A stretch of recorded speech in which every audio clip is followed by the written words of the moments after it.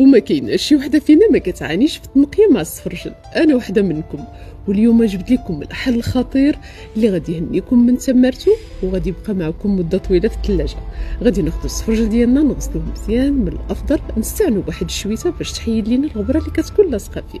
وغادي ناخذ طنجره من الافضل تكون واسعه، والماء يغطي السفرجل ديالنا مع طريف ديال الحامض باش ما يتاكسدش لينا. وكيف دوز 10 ديال الدقائق مباشره في الماء متلج. وكيف يبرد لينا غادي تلاحظوا معايا في لا فيديو جاتني الطريقه السهله ديال التنقيه. من بعد ما نقيوه ونكملوا الكميه اللي عندنا بطبيعه الحال واحد التفليحات صغارين في السفرجل كما علمونا والدينا. وفي الطنجره غادي ناخذ السكر مع الماء، المكونات مضبوطه اسفل الفيديو كيف العاده، عويد ديال القرفه والباديان، ونخليو السفرجل ديالنا يتعسل وفي نفس الوقت يكمل الخياط ديالو. غير هو انا ما كنطيبوش بزاف باش كنحتفظ به في الثلاجه مده طويله.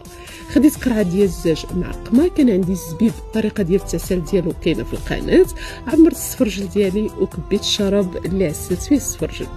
وبالصحه والراحه، وما تنساوش تجربوا وصفتي.